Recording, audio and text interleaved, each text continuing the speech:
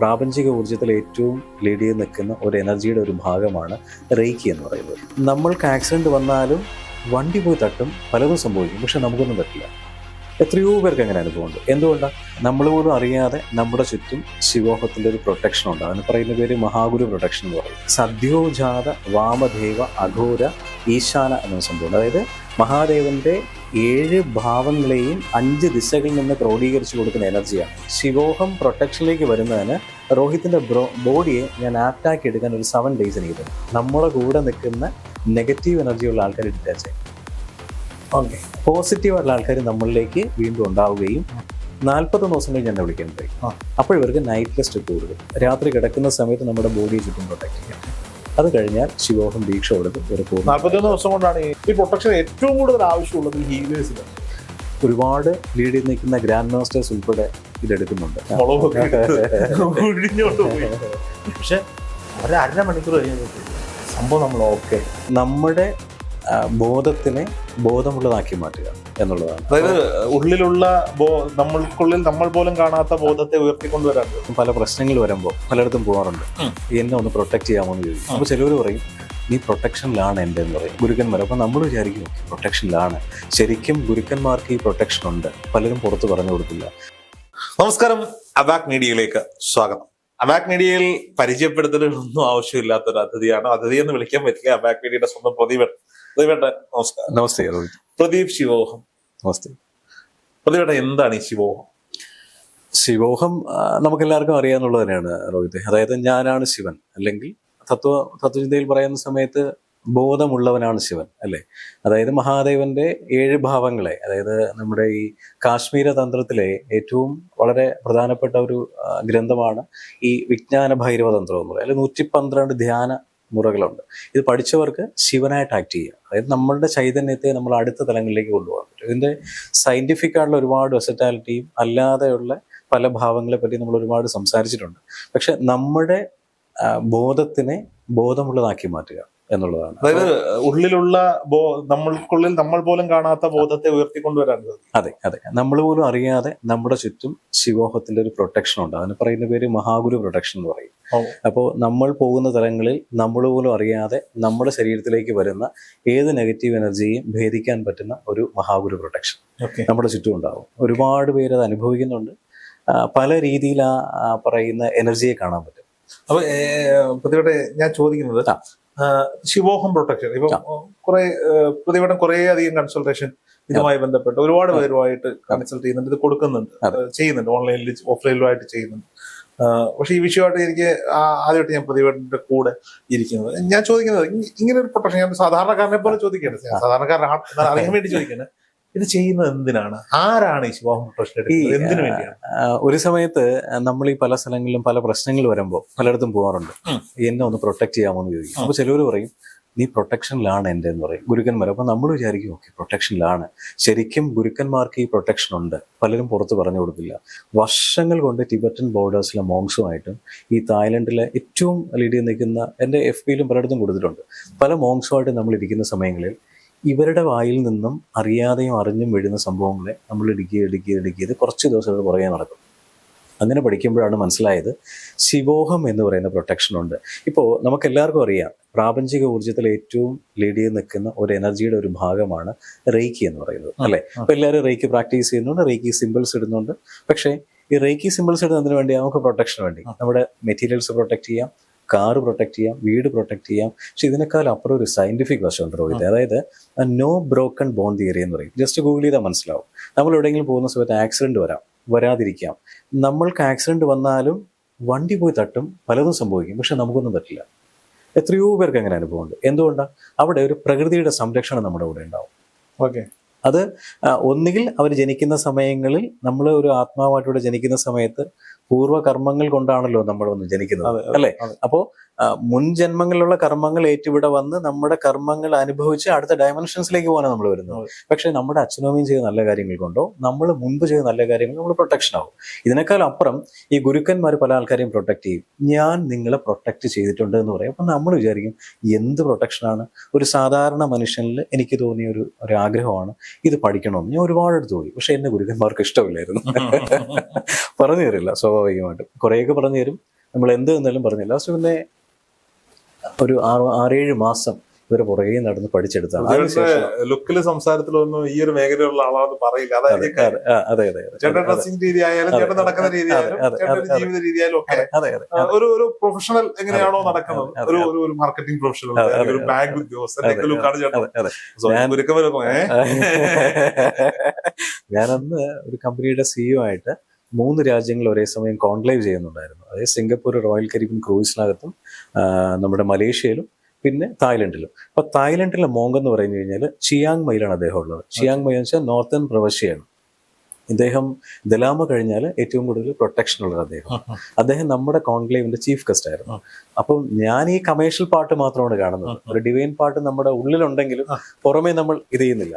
പക്ഷെ അദ്ദേഹം വരുന്ന സമയത്താണ് പല കാര്യങ്ങളും മനസ്സിലാവുന്നത്. ഇതല്ല, എന്നെക്കാളും അപ്പുറം ഉണ്ട്, പഠിക്കണമെന്നുള്ളത്.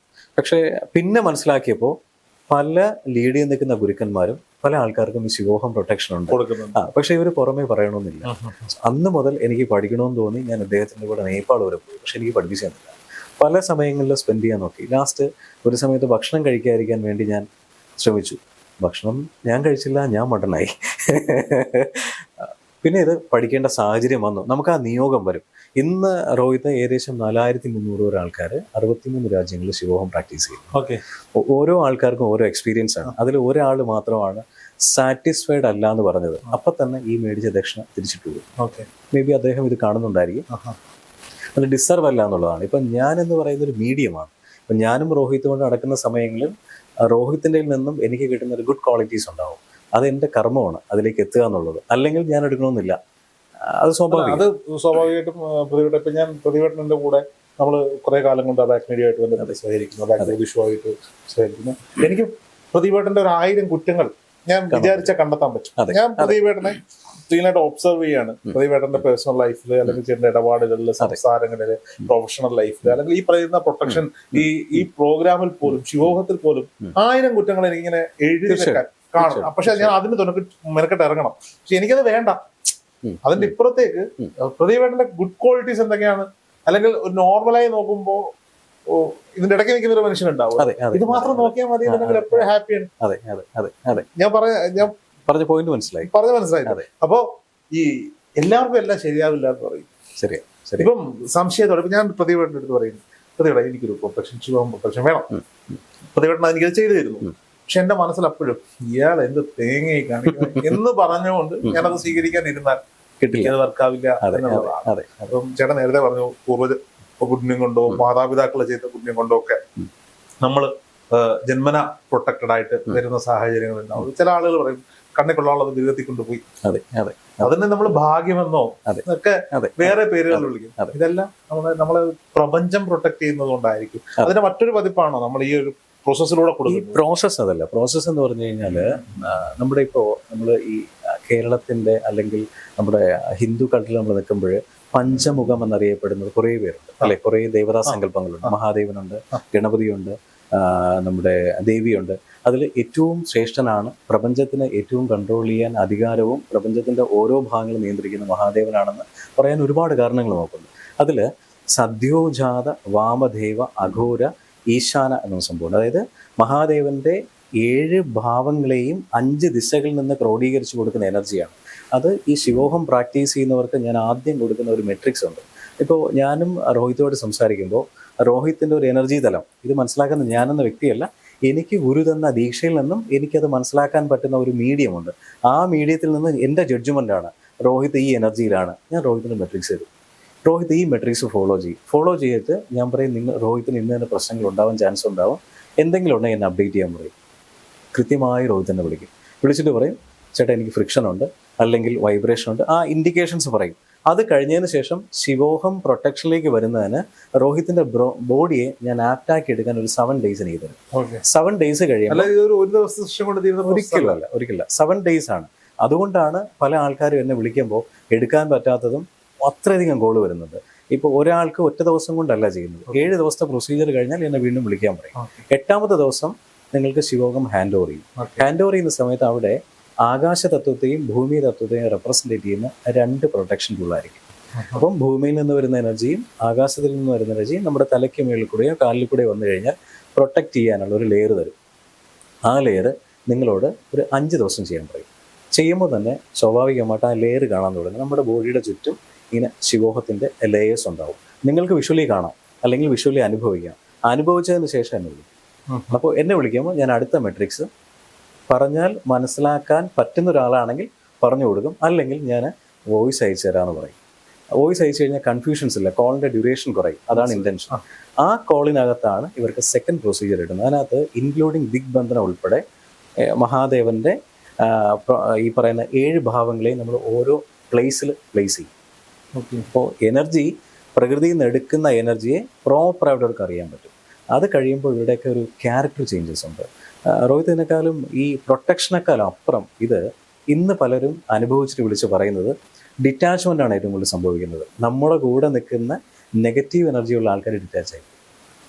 ഓക്കെ, പോസിറ്റീവായിട്ടുള്ള ആൾക്കാർ നമ്മളിലേക്ക് വീണ്ടും ഉണ്ടാവുകയും പല അച്ചീവ്മെൻറ്റ്സാണ്. ഞാൻ ഒരാൾക്ക് ഒരു അച്ചീവ്മെൻറ്റ് ഉണ്ടാവുമെന്ന് പറയുന്നില്ല, ഞാൻ പറയും നിങ്ങൾക്കൊരു പ്രൊട്ടക്ഷനാണ്. പക്ഷെ പലരും വിളിച്ചിട്ട് പറയുന്നത് നെഗറ്റീവ് എനർജി പോയപ്പോൾ എനിക്ക് പലതും സംഭവിച്ചു. ഇത് മേ ബി ഒരു മിറക്കിളായിരിക്കാം, എൻ്റെ കഴിവൊന്നുമല്ല, ഞാൻ പഠിച്ച വിദ്യ കൊടുക്കുന്നു. ഇതിന് വേറൊരു കോൺസിക്വൻസ് ഉണ്ട്. രോഹിത്തുമായിട്ട് ഞാൻ സംസാരിക്കുമ്പോൾ രോഹിത്ത് ഹരിബറിയായിട്ട് നിൽക്കുന്ന ഒരു തിരക്കുള്ളൊരു പ്രൊഫഷണൽ ആണെന്നുണ്ടെങ്കിൽ ഞാനും തിരക്കായിട്ട് നിൽക്കുകയാണെങ്കിൽ ചിലപ്പോൾ നമ്മൾ കമ്മ്യൂണിക്കേഷൻ ക്ലിയർ ആവണമെന്നില്ല. അപ്പോൾ ഞാനത് മനസ്സിലാക്കിയിട്ട് വരാം, രോഹിത്തെ ഞാനത് വോയിസ് അയച്ചു തരാം, കൃത്യമായി കേട്ട് രാവിലെ ഫോളോ അപ്പ് ചെയ്യാൻ പറയും. രോഹിത്ത് അത് കേൾക്കും. കേട്ടിട്ട് രോഹിത്ത് ഫോളോ അപ്പ് ചെയ്യുമ്പോൾ സംഭവം കൊള്ളാം. രോഹിത്ത് എന്ത് ചെയ്യും? വൈഫിന് കൊടുക്കും. വൈഫ് അപ്പം അവിടെ വീഴും. എത്രയോ പേർക്ക് അങ്ങനെ സംഭവമുണ്ട്. ഓരോ ആൾക്കാർക്കും കൊടുക്കുന്ന എനർജിയുടെ കൗണ്ട് ഡിഫറെൻ്റ് ആണ്. മനസ്സിലായി? അപ്പോൾ അവരവരെന്നെ യൂസ് ചെയ്യണമെങ്കിൽ അവരവർക്ക് നല്ലതാണ്. ഇത് കഴിഞ്ഞതിന് ശേഷം 40 ദിവസം കഴിഞ്ഞ് എന്നെ വിളിക്കാൻ പറയും.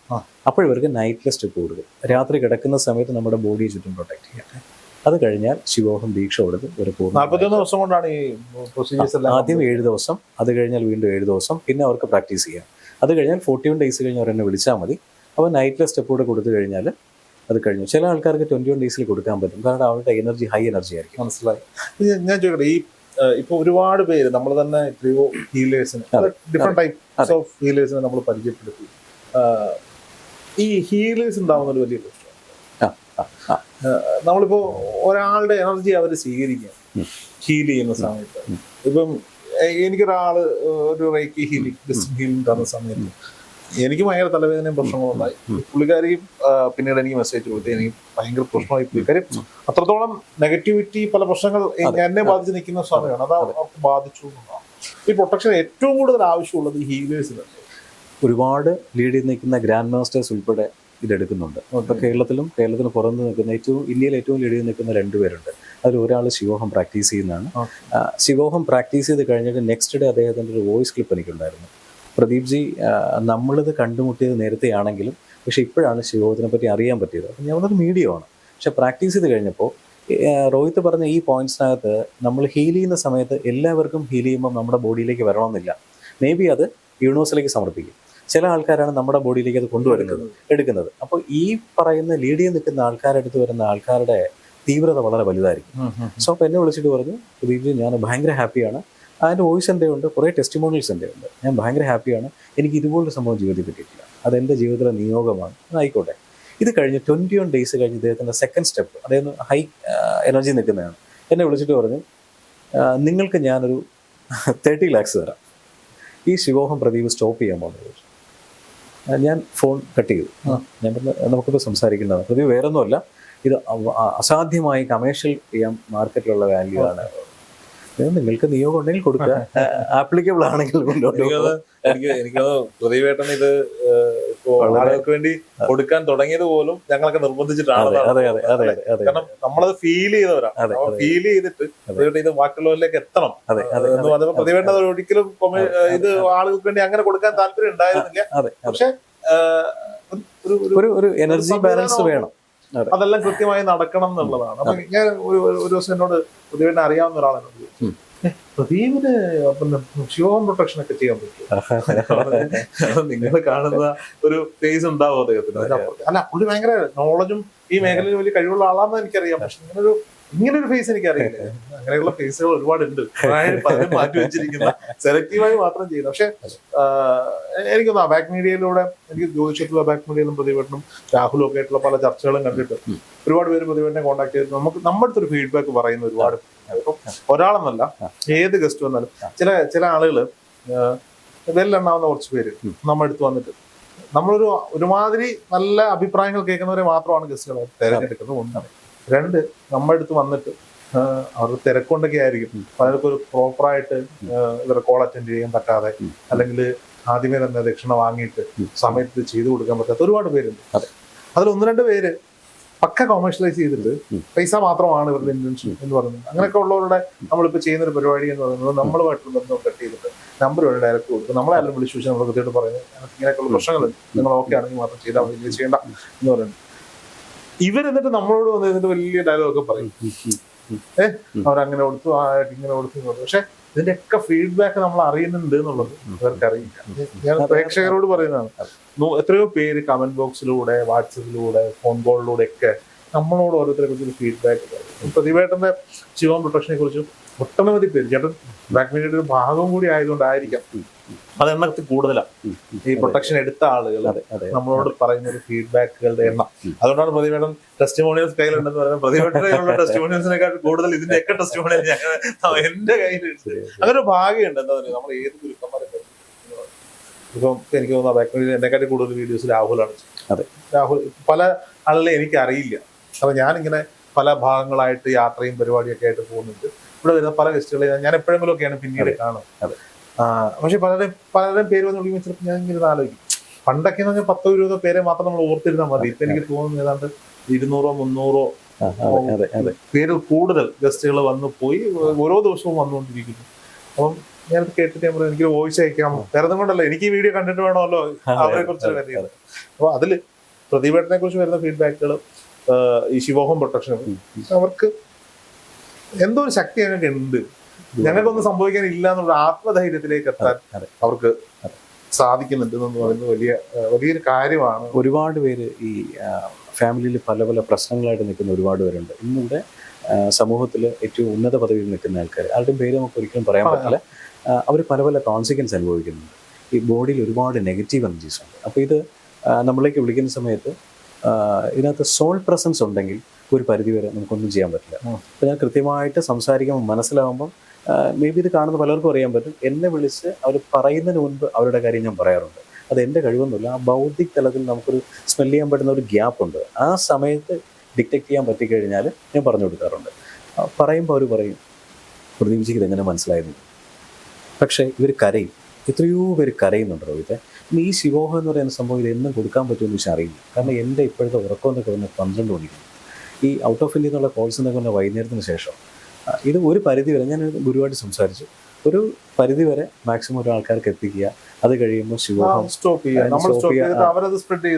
അതെ എന്നുള്ള പരിപാടിയാണ്. അതിൽ ഞാൻ ഇതുവരെ ചെയ്തതിൽ ഒരു 5 പേരെയാണ് അവർക്ക് ഫ്യൂച്ചറിൽ കൊടുക്കാൻ പറ്റുന്ന ആൾക്കാരായിട്ട് ഞാൻ മനസ്സിലാക്കി. എൻ്റെ ജഡ്ജ്മെന്റ് തെറ്റാണോ ശരിയാണോ എന്ന് എനിക്കറിയില്ല, പക്ഷേ എല്ലാവർക്കും കിട്ടാനുള്ള ഭാഗ്യം ഉണ്ടാകട്ടെ എന്ന് പ്രാർത്ഥിക്കാം. ഉറപ്പായിട്ടും എനിക്കൊരു സംശയം കൂടെ ചോദിക്കണം. ഈ ചില ആളുകളൊക്കെ ഫേസ്ബുക്കിലും ഇൻസ്റ്റയിലും ഒക്കെ പോസ്റ്റ് ചെയ്യുന്നത്, ഭർത്താവുമായിട്ട് ചിരിച്ചോണ്ട് പോസ്റ്റ് ഇട്ടാൽ, ഫേസ്ബുക്കിലോ ഒരു ഫോട്ടോ ഇട്ടാൽ പിറ്റേ ദിവസം ഭർത്താവോ അല്ലെങ്കിൽ ഇവരോ ആശുപത്രിയിലാവും, അല്ലെങ്കിൽ അവരുടെ ജീവിതത്തിൽ എന്തെങ്കിലും ഒരു സംഭവം ഉണ്ടാവും. ഈ അങ്ങനെ അതൊരു കണ്ണുദോഷമാണെന്നൊക്കെ പറയുന്നത്. ഇത് ഇപ്പൊ ഈവൻ ഒരു സമയത്ത് ഞാനും ഇത് അനുഭവിച്ചുകൊണ്ടിരുന്നത്. നമുക്കൊരു തോട്ട് ഉണ്ടാവും, രോഹിത്, നമ്മുടെ സബ് കോൺഷ്യസ് മൈൻഡിലേക്ക് നമ്മൾ എന്തെടുക്കുന്നോ അതാണ് ശരിക്കും ഡെലിവറബിൾ ആയിട്ട് വരുന്നത്. അതൊരു പ്രാപഞ്ചിക ഊർജ്ജവും മാനുഷിക ഊർജ്ജവുമാണ്. നമ്മൾ ഇവിടെ ഇതൊന്നും ബാധിക്കില്ല. ഞാൻ ഒരിക്കലേ ഒരു യാത്രയുടെ ഇടയിൽ നാട്ടിൽ പോയിപ്പെട്ടു, എന്റെ ഏറ്റവും അടുത്തൊരാള് എന്നോട് ഭയങ്കര സ്നേഹമുണ്ട് എന്ന് ഞാൻ വിശ്വസിക്കുന്ന ഒരാൾ എന്നോട് പറഞ്ഞു, എന്താണോ ഭയങ്കര അടിച്ചു പൊളിച്ച് കയറുകയാണല്ലോ, മറ്റേതാണ് മറിച്ചാന്നൊക്കെ പറഞ്ഞിട്ട് പുള്ളിക്കാരൻ ഇങ്ങനെ. അപ്പം സ്വാഭാവികമായിട്ട് വന്ന് എന്തോ ഒരു വിശേഷമോ ഓണോ വിഷുവോ അങ്ങനെ എന്തോ ആണ്.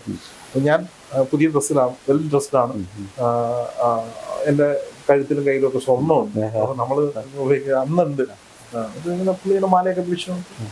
ഞാൻ പുതിയ വണ്ടി എടുത്തു. എന്റെ വൈഫ് എന്റെ അടുത്തറിയുന്നത് നല്ല നല്ല വണ്ണുണ്ടായിരുന്നു. അത് അവള് പെട്ടെന്ന് വണ്ണം കുറച്ച്. വൈഫിനെ എന്റെ പ്രതിവേട്ട ഉച്ച മുതൽ എനിക്ക് ഇരിക്കാനും വയ്യ, നിൽക്കാനും വയ്യ, കിടക്കാനും വയ്യാത്തൊരവസ്ഥ. ആ ഒരു അവസ്ഥയിലേക്ക് പോവാണ്. പക്ഷെ പുള്ളി സ്നേഹം കൊണ്ട് പറഞ്ഞതായിരിക്കാം. പക്ഷെ ഇനി ഇദ്ദേഹം ഇത് പറഞ്ഞത് കൊണ്ട് എനിക്ക് എന്തെങ്കിലും പറ്റുമോ എന്നുള്ള എന്റെ പേടിയാണ്. എന്തായാലും എനിക്ക് വയ്യ, എനിക്ക് ഡ്രൈവ് ചെയ്യാം. ഞാൻ അവസാനം അവിടെ ഒരു നമ്മുടെ നാട്ടിൻപുറത്തൊക്കെ ഡ്രൈവറെ കിട്ടാൻ പാടാം. നമ്മള് സുഹൃത്തിനെ വിളിച്ച് റിക്വസ്റ്റ് ചെയ്ത് അവൻ പൈസ കൊടുക്കാമെന്ന് പറഞ്ഞിട്ട് ഞാൻ അവിടെ നിന്ന് എനിക്ക് രാത്രി എറണാകുളത്ത് വണ്ടി ഓടിച്ച് എറണാകുളത്ത് ഒരു രക്ഷയില്ല. അവസാനം ഒരാളുടെ ഞാൻ പറഞ്ഞു എനിക്ക് ഒട്ടും വയ്യ, ഇതാണ് അവസ്ഥ. ഇങ്ങനെ ചോദിച്ചപ്പോൾ ആള് പ്രായമുള്ള ഒരാളാണ്, എറണാകുളത്ത് തന്നെ ഒരാള്, പുള്ളി കുറച്ച് ഉപ്പും മുളകും ഒക്കെ എടുത്ത് ഒഴിഞ്ഞോണ്ട് പോയി. പക്ഷെ ഒരു മണിക്കൂർ കഴിഞ്ഞപ്പോഴത്തേക്ക് സംഭവം നമ്മൾ ഓക്കെ. ഇങ്ങനെയൊക്കെ സാധാരണക്കാർക്ക് സംഭവിക്കുന്നവർക്ക് ഈ ശിവോഹം പ്രൊട്ടക്ഷൻ പ്രാക്ടീസ് ചെയ്തതിനു ശേഷം ഞാൻ സിമ്പിൾ ആയിട്ട് ചോദിച്ചാൽ ഈ ശിവോഹം പ്രൊട്ടക്ഷൻ പ്രാക്ടീസ് ചെയ്തതിനു ശേഷം ഒരുപാട് പേര് ഇവർ ഇതേ സെയിം എക്സ്പീരിയൻസ് ന്യൂസിലാൻഡിലെ ഒരു ഫാമിലി അവിടെ എത്തിപ്പെട്ടു. അവരുടെ വീട് മേടിക്കുന്ന സമയം മുതൽ ഞാനാണ് അവരെ ഓരോ കാര്യങ്ങൾ എന്നെ ചോദിക്കാറുണ്ടായിരുന്നു. ഞാൻ കറക്റ്റായിട്ട് ഒരാളിനെ കണക്ട് ചെയ്ത് കൊടുത്തു. എന്നെ അല്ല വിളിക്കേണ്ടത്, അത് പക്ഷെ അവരെ വിളിക്കില്ല, എന്നെ തന്നെ വിളിച്ചുകൊണ്ടിരുന്നു. ഞാൻ കുറേ പ്രാവശ്യം ഫോൺ എടുക്കാതെ എന്നെ വീണ്ടും വിളിച്ചു. അവരുടെ വിസ ചീറ്റിംഗ് സംഭവം ന്യൂസിലാൻഡിൽ. ഞാൻ അവിടെ 7 ദിവസം വിസ ശരിയാവുമെന്ന് പറഞ്ഞു. ഇത് എൻ്റെ കഴിവല്ല, ഞാൻ ഗുരുവിനെ വിളിച്ച് പറഞ്ഞു ഇങ്ങനൊരു സംഭവം ഒരു ഫാമിലി അവിടെ പെട്ടുപോയി. പക്ഷേ വിസ റെഡിയായതിനു ശേഷം ഇവർ പുറത്തു പോകുന്ന സമയത്ത് എംബസി പോയി തിരിച്ചിറങ്ങി വന്നപ്പോൾ പ്രദീപ് ജി എൻ്റെ വൈഫ് ആകെ തളർന്ന അവസ്ഥയിൽ ഞാൻ എന്നെ അല്ലേ വിളിക്കുന്ന ഡോക്ടറല്ലേ കാണാൻ എന്നെ തേട്ടാന്ന് ചോദിച്ചു. അതല്ല, ഏതെങ്കിലും ഗുരുക്കന്മാരെ കണക്ട് ചെയ്യാമെന്ന് ചോദിച്ചു. ഞാൻ പറഞ്ഞു ഏത് ഗുരുക്കന്മാരെ കണക്ട് ചെയ്താൽ നിങ്ങൾ അവർക്ക് ഒരു കമ്മീഷൻ പേയ്മെൻറ്റ് കൊടുക്കണം. ലാസ്റ്റ് എന്തെങ്കിലും ദോഷം അത് എൻ്റെ തലയിൽ, ഞാൻ ഈ കേസ് എടുക്കുന്നില്ല എന്ന് പറഞ്ഞു. പേയ്മെൻറ്റിൻ്റെ കേസല്ല, അല്ല എന്തെങ്കിലും ചെയ്യാം, ഞാൻ ഒരു സംഭവം ചെയ്തു തരാമെന്ന് ഞാൻ ആളെ കണക്ട് ചെയ്തു. ഇതുപോലെ സംഭവം ചെയ്യിപ്പിച്ചു കൊടുക്കും. ശിവോഹം പ്രാക്ടീസ് നമുക്ക് ഇവിടെ നിന്നിടാൻ പറ്റും. അതായത് ഒരു വിശ്വാസം ഇല്ലാത്ത ഒരാളാണെങ്കിൽ നമുക്കിവിടുന്ന് അവരെ ഫോട്ടോ അവരെ ഇമേജ് നമുക്ക് നോക്കിയിട്ട് നമുക്കൊരു വിഷ്വൽ പ്രൊസീജിയറിൽ ഇട്ട് കൊടുക്കുന്നുണ്ട്. മാറിപ്പോയി ഒരു ചെറിയ കണ്ണുദോഷം പോലും നമ്മൾ ഏൽക്കില്ല. ഇതിൻ്റെ വേറൊരു വലിയൊരു അഡ്വാൻറ്റേജ് ഉണ്ട്. നമ്മളെ ഒരാളിപ്പോൾ എന്തെങ്കിലും ചെയ്യാമെന്ന് വെച്ചോ റോഹിത്തെ, അതായത് ഇവൻ ശരിയല്ല, ഇവൻ അങ്ങനെ വിട്ടാൻ പറ്റില്ല, നമ്മുടെ അടുത്തെത്തുമ്പോൾ ഒന്നിനും മറന്നുപോകും. അത് നമ്മുടെ അല്ല, മെയിൻ ഗുരുക്കന്മാരുടെ അടുത്ത് നമ്മൾ ശ്രദ്ധിച്ചാൽ മനസ്സിലാവും. ഒന്നീ മറന്നു പോകും, അല്ലെന്നുണ്ടെങ്കിൽ അവൻ്റെ മനസ്സിനകത്ത് നമ്മൾക്ക് ദേഷ്യം ഉണ്ടാവും. എന്നെ ഈയിടയ്ക്ക് ഒരാളോട് ചോദിച്ചുകൊണ്ട് പ്രദീപ് ജി ഞാൻ 10 lakhs അക്കൗണ്ട് ചെയ്യാം, ഈ ശിവോഹം പ്രൊസീജിയർ സ്റ്റോപ്പ് ചെയ്യാമോ, ഞാനിത് കൊടുത്തോളാം എന്ന് പറഞ്ഞു. അപ്പം ഞാൻ പറഞ്ഞ് ചേട്ടന് കൊടുക്കാൻ പറ്റും, ചേട്ടൻ കൊടുക്കും, എന്നെ വെറുതെ വിട്ടേക്കുമെന്ന് പറഞ്ഞു. അടുത്ത ദിവസം വേറൊരു കോള്, നിങ്ങൾ ശിവോഹം കൊടുത്ത് ശരിയായില്ലല്ലോ എന്ന് പറഞ്ഞു. ഞാൻ പേരെന്ന് പറയാമോ, അദ്ദേഹത്തിൻ്റെ പേര് എനിക്ക് പറഞ്ഞു. അദ്ദേഹം എനിക്ക് ഓൾറെഡി ടെസ്റ്റിമോണിയൽസ് ഇട്ടിട്ടുണ്ടായിരുന്നു. ശിവോഹം ഞാൻ നന്നായിട്ട് എക്സ്പീരിയൻസ് ചെയ്യുന്നുണ്ട്, എനിക്ക് പ്രൊട്ടക്ഷൻ കിട്ടുന്നുണ്ട്. അദ്ദേഹത്തിൻ്റെ ബോഡിയിൽ ഒരു നെഗറ്റീവ് എനർജി ഉണ്ടായിരുന്നു, അദ്ദേഹത്തിൻ്റെ കുടുംബത്തിൽ നിന്ന് കിട്ടിയതാണ്. പക്ഷേ അദ്ദേഹത്തിൻ്റെ കുഴപ്പം, പക്ഷേ എല്ലാ എനർജിയും ബോഡിയിൽ നിന്ന് മാറണമെന്നില്ല, ഒരു പരിധി വരെ നമുക്കൊന്നും സംഭവം. പക്ഷെ ബോഡി ക്ലീൻ ആണ്, വേറെ എനർജി വ്യത്യാസമൊന്നും ഇല്ലെന്നുണ്ടെങ്കിൽ ഒരു പുതിയ എനർജി നമ്മളിലേക്ക് വരാതിരിക്കാൻ നമുക്ക് ചെയ്യാം. കാർഡിയാക് ഡോക്ടറുണ്ട്, ഏറ്റവും കൂടുതൽ പ്രാക്ടീസ് ചെയ്യുന്ന 12 വർഷമായിട്ട് പ്രാക്ടീസ് ചെയ്യുന്ന ഡോക്ടറാണ്.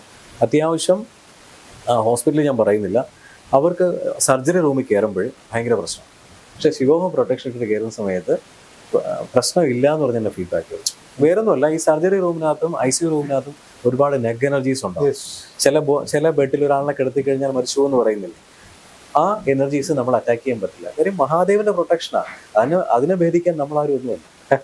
എനിക്ക് എന്തായാലും എല്ലാം നല്ലതായിട്ട് വരട്ടെ, ആളുകൾ എൻജോയ് ചെയ്യട്ടെ, എക്സ്പീരിയൻസ് ചെയ്യട്ടെ. Thank you Rohit.